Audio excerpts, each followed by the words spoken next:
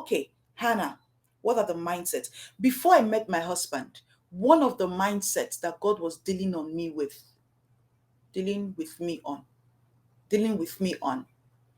is the ability to share, even if it is my last. How did he do it? There was one time like that. My very good friend and I were at the train station in Germany. And there was this member of our ministry then whose son, she was about to go into the train. We were all there at the train station. She was about to go into the train. She had put her baby stroller, into the train as she was about to step in, and that train shut and the train moved. Doesn't look like it happened, but it happened in front of me. She broke down in tears.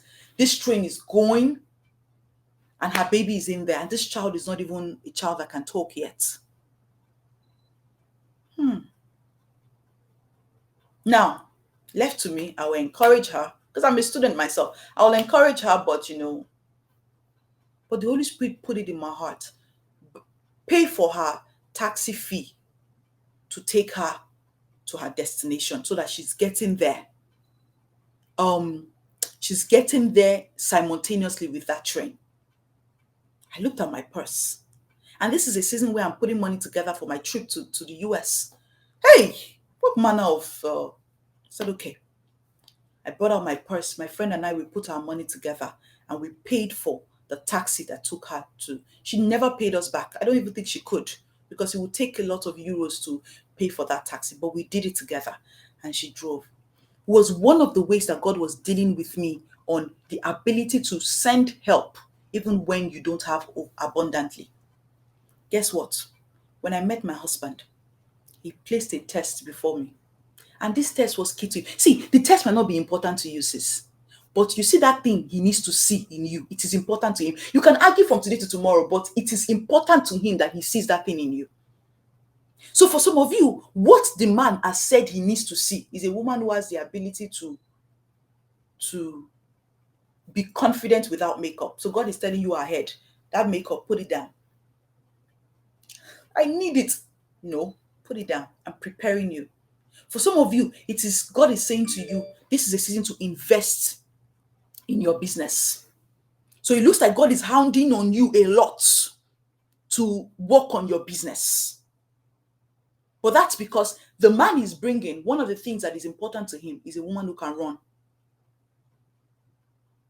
Run with the business. Be dogged with the business.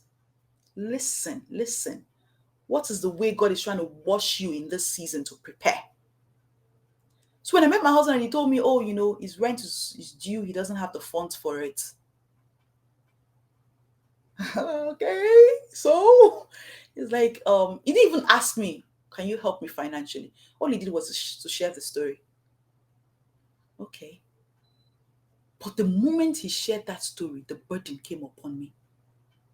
Give him your last money in your account. And I say last, it was last, though. There was no residue. But because I had been going through that preparation, God had been testing me with, give that person this, pay for that person's taxi fee, stretching me beyond my usual self. I had brought out the money only to find out that he was just testing me. He didn't need the money. He was a hardworking man himself. He didn't need that money. But that factor was key for him. Honestly speaking, I was favored in my husband choosing to marry me. But I know that if I had not yielded to his request on that day, my husband would not have married me. And God would have blessed him with an amazing woman. Because that's the part of he will miss out if he doesn't marry me. Sis, he will marry well. God is not biased, The way he loves you is the way he loves him. The way he's showing you mercy is the way you will show him mercy. He will still marry well, marvelously well. That's why you need to let go of that ex that has married another woman. You need to release him because his marriage will thrive.